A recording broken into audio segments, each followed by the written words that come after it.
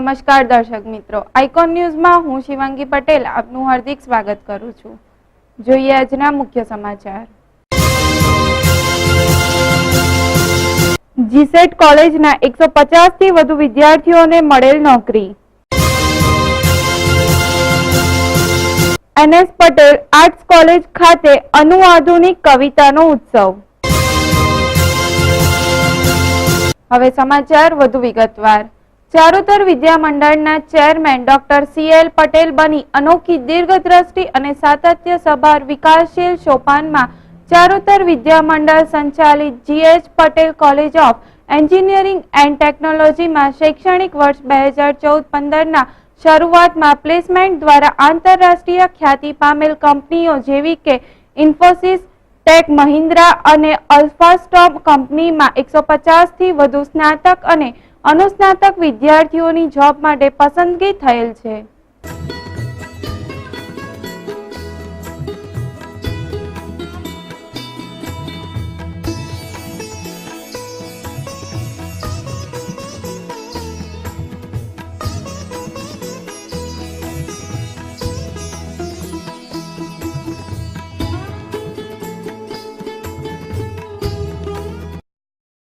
આ અનોખી સિદ્ધિ બદલ ચારુતર વિદ્યા મંડળના ચેરમેન ડોક્ટર CL પટેલ અને સર્વ હોદ્દેદારોએ આનંદની લાગણી વ્યક્ત કરીને સંસ્થાના આચાર્ય હિમાંશુ સોની, ટ્રેનિંગ એન્ડ પ્લેસમેન્ટ સેલમાં કાર્યરત ડોક્ટર આનંદ જોશી, શ્રી SK રાય અને સમિતિના સર્વ વિદ્યાર્થીને અભિનંદન પાઠવ્યા હતા અને આવનાર સમયમાં સંસ્થાના વિદ્યાર્થીઓની પ્રગતિ અને ઉન્નતિ માટે સહયોગ આપવાની તૈયારી દર્શાવી હતી। જીસેટ કોલેજમાં હમણાં જે નવી ટર્મ ચાલુ થઈ 2014-15માં ચોથા વર્ષમાં ભણતા છોકરાઓ માટે કંપનીનું પ્લેસમેન્ટ ચાલુ થયું અને હમણાં રીસેન્ટલી ઇન્ફોસિસ, ટેક મહિન્દ્રા અને અલ્સ્ટોમ એ ત્રણ કંપની ડે વન શેરિંગમાં પ્લેસમેન્ટ માટે આવી હતી અને ઇન્ફોસિસ કંપનીની અંદર ટોટલ 114 છોકરાઓનું ફાઇનલ સિલેક્શન થયું છે, જે લોકો હાલ 7th સેમેસ્ટરમાં ભણે છે। સ્ટીલ હજુ પણ એમનું એક સેમેસ્ટર બાકી છે, એ લોકો ગ્રેજ્યુએટ 2015માં થશે। સો before graduation they have been offered job in Infosys અને એક સાથે 114 સ્ટુડન્ટનું સિલેક્શન છે। ગુજરાતમાં એક જ સંસ્થામાં એક જ કંપની તરફથી થયેલું સૌથી મોટામાં મોટું સિલેક્શન છે। એવી જ રીતે ટેક મહિન્દ્રામાં પણ 31 સ્ટુડન્ટ્સ પ્લેસ થયા અને અલ્સ્ટોમ કરીને કંપનીમાં પણ 5 છોકરાઓનું સિલેક્શન થયેલું છે। સો એ રીતે એક ટોટલ 150 છોકરાઓ જીસેટમાંથી પ્લેસમેન્ટ થયા છે અને એની માટે અમે શ્રેય ટોટલી અમારી સિસ્ટમને આપીએ છીએ બીકોઝ જ્યારે છોકરાઓ 4th યરમાં આવે એ વખતથી જ અમે એમને સોફ્ટ સ્કિલ ડેવલપમેન્ટ અને how to present themself in front of companies including the technical background એની માટેના સ્પેશિયલ સેશન્સ કરીએ છીએ અને છોકરાઓને પૂરતું ગાઈડન્સ આપીએ અને બધી જ વસ્તુ છોકરાઓની મહેનત અને અમારા પ્રયત્નોની સાથે થઈ અને ટોટલ 150 છોકરાઓ પ્લેસમેન્ટ થયા છે। હું 4th યર ઇલેક્ટ્રોનિક્સ એન્ડ કમ્યુનિકેશનમાં ભણું છું જીસેટમાં અને હું બહુ આભારી છું મારા જીસેટનું અને ટ્રેનિંગ એન્ડ પ્લેસમેન્ટ કોઓર્ડિનેટર્સનું। એ લોકોએ બહુ મહેનત કરી છે અને એનાથી જ અમે લોકોનું પ્લેસમેન્ટ થયું છે। આટલા બધા લોકોનું પ્લેસમેન્ટ થયું એ બહુ મોટી વાત છે અને હું SK રાય સર અને ડૉક્ટર આનંદ જોશી સરનું પણ આભારી છું। એ લોકોએ અમારા માટે બહુ બધી મહેનત કરી છે અને એના લીધે જ અમે લોકો આટલી તકે પહોંચ્યા છે અને એ લોકોએ અમારી પાછળ બહુ સમય પણ કાઢ્યો છે અને રાત પણ જાગ્યા છે। આ જોબથી તમને કેવો ફીલ થઈ રહ્યો છે? હું બહુ જ ખુશ છું કારણ કે આટલી મોટી કંપનીમાં જોબ મળવું એ બહુ મોટી વાત છે અને મેં કોઈ દિવસ આશા નથી રાખી કે જીસેટમાંથી હું આટલી મોટી જોબ મળશે મને, પણ હું બહુ ખુશ છું કે મેં જીસેટમાં એડમિશન લીધું અને મને આટલી મોટી કંપનીમાં જોબ મળી। અને હાલમાં જ જીસેટમાં કોલેજમાં આવેલી આલ્સ્ટોમ કંપનીમાં મારું પ્લેસમેન્ટ થઈ ગયેલું છે અને હું ફર્સ્ટ ઓફ ઓલ જીસેટનો આભાર માનીશ કે એવડા મોટી આ કોલેજે મને એટલી મોટી પ્લેટફોર્મ પૂરું પાડ્યું છે, આવી સારી એવી મલ્ટીનેશનલ કંપનીમાં મને પ્લેસમેન્ટ મળ્યું છે। બીજું કે હું ડૉક્ટર આનંદ જોશી સર, SK રાય સર અને આખી TPC સરનો આભાર માનીશ કે જેણે મને બધી જ રીતે હેલ્પ કરી છે અને અમારી જીસેટ કોલેજમાં પર્સનાલિટી ડેવલપમેન્ટ પ્રોગ્રામ કે જેણે મને મારી ગ્રુપ ડિસ્કશન માટે પ્લસ મારા ટેકનિકલ રિટન ટેસ્ટ માટે અને મારા ઇન્ટરવ્યૂ માટે ખૂબ જ મને હેલ્પ કરી છે, તો હું જીસેટનો ખૂબ જ આભારી છું. અને રિસન્ટલી મને ઇન્ફોસિસમાં જોબ મળી છે. આ ખરેખર મારી માટે બહુ ગૌરવની વાત છે, કેમ કે નાનપણથી મારું સપનું હતું કે એક સારી કંપનીમાં મને જોબ મળે. અને ઇન્ફોસિસ એટલે હું પોતે આઈટી ફિલ્ડમાં છું અને મને સેકન્ડ લાર્જેસ્ટ કંપની છે ઇન્ડિયાની, એમાં મને જોબ મળી છે. એટલે હું ખરેખર મેઇન પ્રિન્સિપાલ સરને, અમારા ડૉક્ટર હિમાંશુ સોની, અમારા એસ.કે. રાય સર, ડૉક્ટર આનંદ સર જોશી, જે અમને બહુ મીન્સ ગાઈડન્સ આપ્યું છે, અમારી ટીપીસી ટીમ પૂરી, અમારી ફેકલ્ટીઝ જે કાયમ સપોર્ટ કરે છે અમને. અને ફાઇનલી 114 જણા ઇન્ફોસિસમાં મારી સાથે પ્લેસ થયા છે અને બીજા બી અલ્સ્ટોમ અને બીજી વેરિયસ કંપની 3 કંપનીમાં થઈને 150 જણાનું પ્લેસમેન્ટ પહેલાં જ મંથમાં થઈ ગયું. એ અમારી માટે ખૂબ આનંદની વાત છે. અને અમે બી જે લોકો પ્લેસમેન્ટ નથી થયું એમને આગળ અમે હેલ્પ કરીએ અને બધાનું પ્લેસમેન્ટ થઈ જાય તેવી અમે આશા રાખીએ. અને આગળથી બી આવનારા વર્ષોમાં સારા સ્ટુડન્ટ્સ આવે અને આગળ પ્લેસમેન્ટ થતું જ રહે આવું ને આવું. એ અમને પાછળથી બી એવું થશે કે જીસેટમાં ભણીને ગયા છે તો અમારા કોલેજનું હજુ પણ એટલું જ નામ છે અને એટલા જ સ્ટુડન્ટ્સ અત્યારે પ્લેસમેન્ટ મેળવી રહ્યા છે સારી કંપનીમાં. એવી અમને આમ ગર્વની વાત છે અમારી માટે. एंड ये मुझे बहुत गौरवान्वित हूँ कि मुझे जीसेट पटेल में ये पोर्टफोलियो मिला. हम लोग इन स्टूडेंट के साथ इंटरेक्ट करके उनका personality development, aptitude test, then verbal communication in the various areas and the industrial requirement of the companies हम लोग उनको ट्रेंड करते हैं, जिससे कि वो लोग जो विजिटिंग कंपनीज हैं उसमें वो लोग क्वालिफाई कर सकें. इसलिए selection Infosys, Tech Mahindra, Alstom, these are the reputed companies of the India. उसमें हमारे कॉलेज के स्टूडेंट का काफ़ी अच्छा प्लेसमेंट हुआ है. इन्फोसिस में 114 लोगों का प्लेसमेंट हुआ है, टेक महिंद्रा में 31 लोगों का प्लेसमेंट हुआ है, अल्स्ट्रॉम में 5 लोगों का प्लेसमेंट हुआ है. ये हमारे कॉलेज के लिए और जो स्टूडेंट प्लेस हुए हैं उन लोगों के लिए भी ये बहुत गौरव की बात है.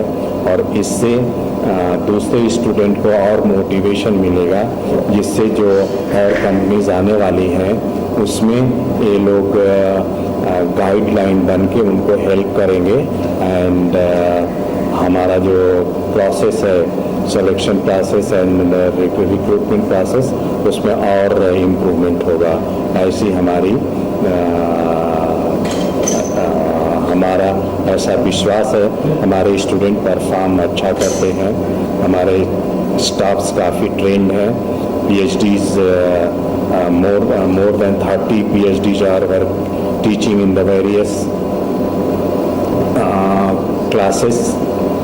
And students technical knowledge, personality development and उनका general knowledge, English speaking various areas में काफ़ी इम्प्रूव्ड है. इसलिए ये कंपनीज प्लेस करती हैं.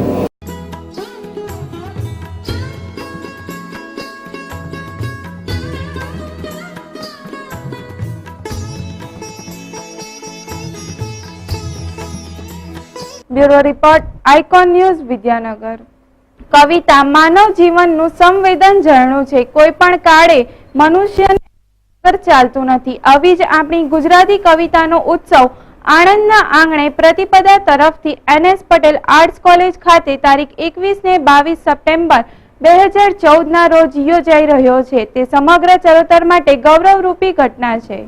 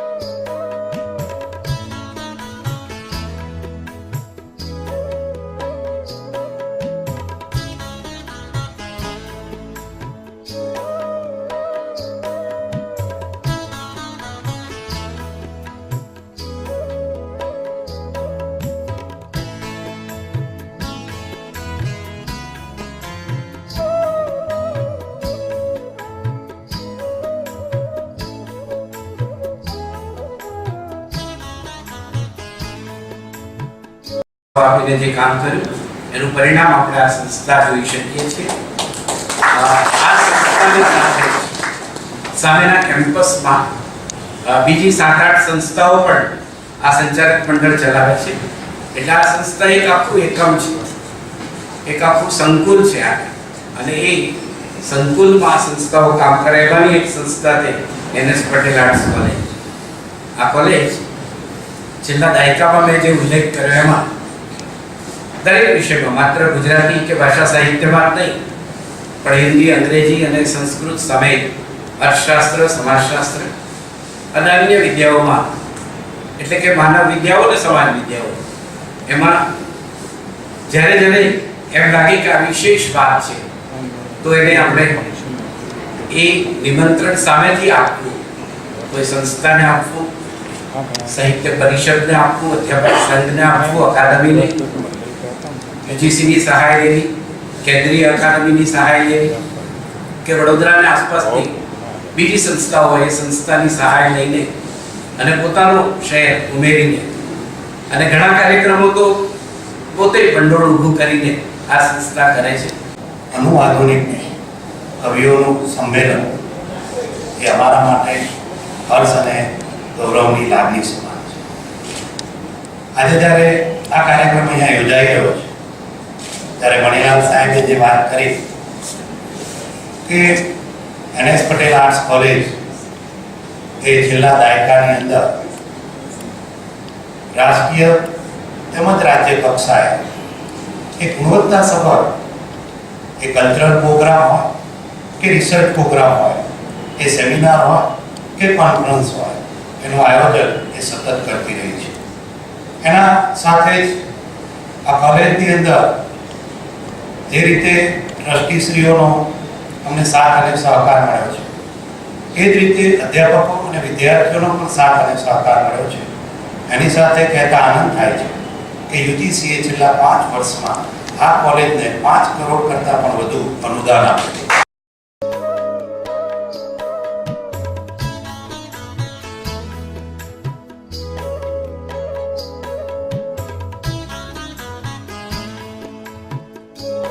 આ કાવ્ય પાઠને માણવા આંતરરાષ્ટ્રીય ફિલ્મ ડિકિટ, અમૃત, ગંગર, નવનીત, સમર્પણ જેવા બહોળો ફેલાવો ધરાવતા સામાયિકના સંપાદક દીપક જોશી જેવા જાણીતા કાવ્યરસિકો પણ પહેલીવાર આણંદના આંગણે આવી રહ્યા છે. તથા હરીશ મીનાશુએ આ કાર્યક્રમની શુભેચ્છા આપતા કહ્યું કે પ્રતિપ્રદા કવિતા ઉત્સવ એ સાચા અર્થમાં આત્માની પાંખાડી યાત્રા બની રહેશે.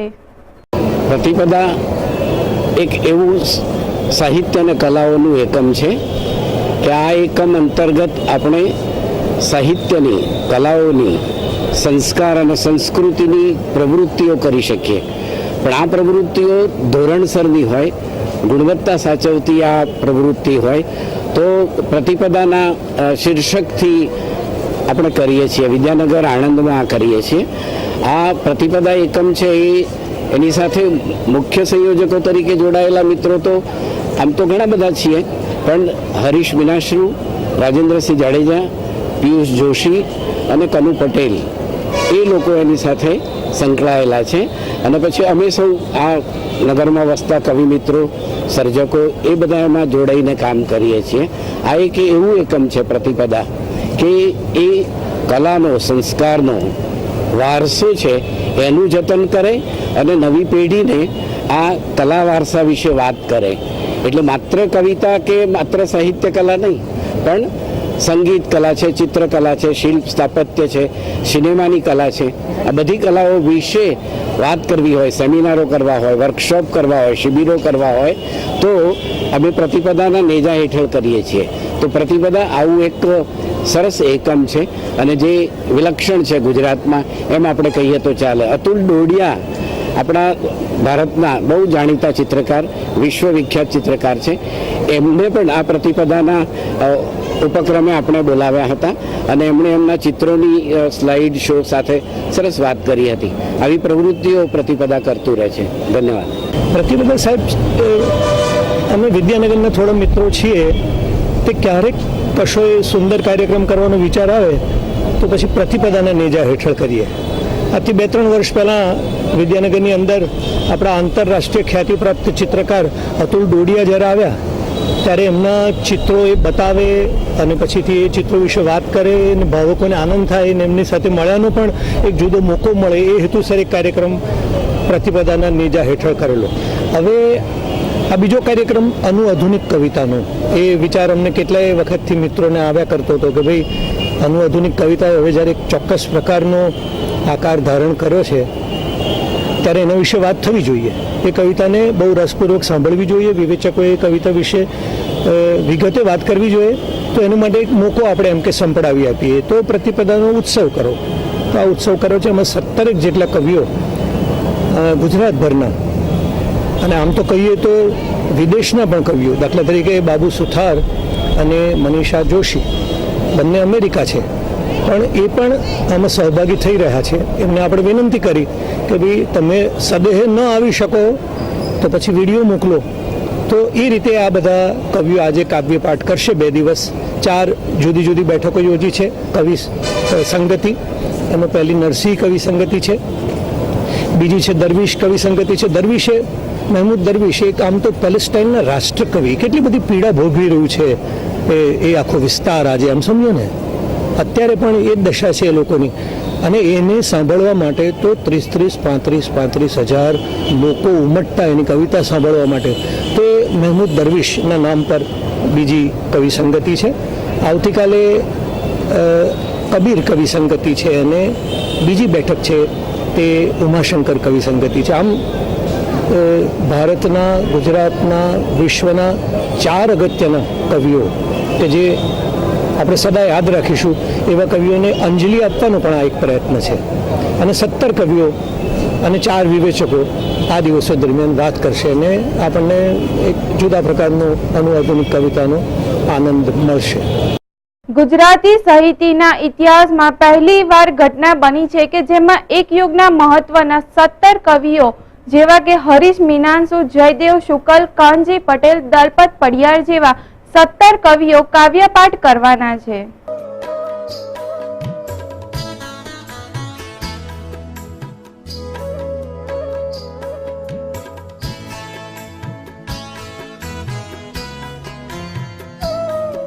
એટલે થોડીક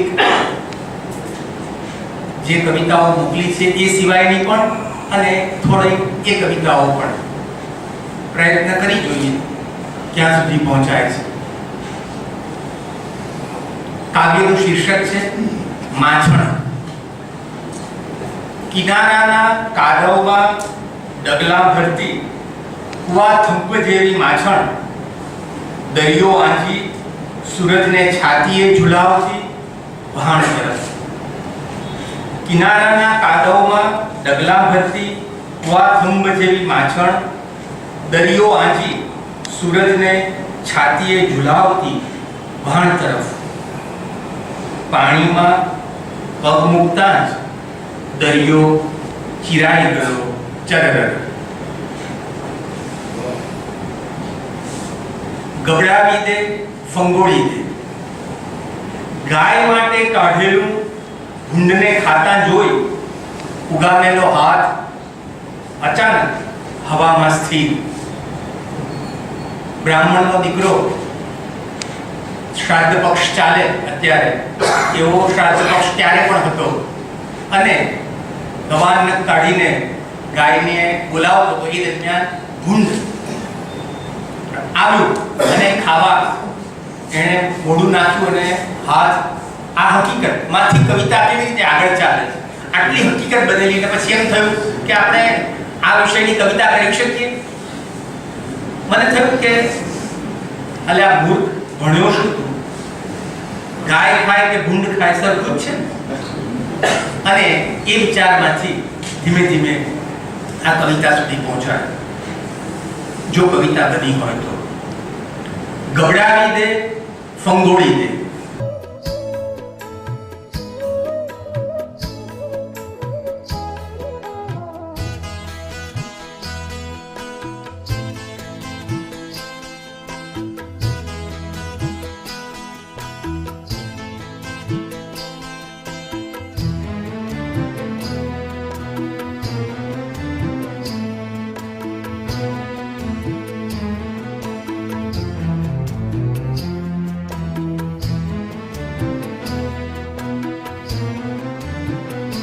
તો જોઈએ આજની પોલીસ ડાયરી.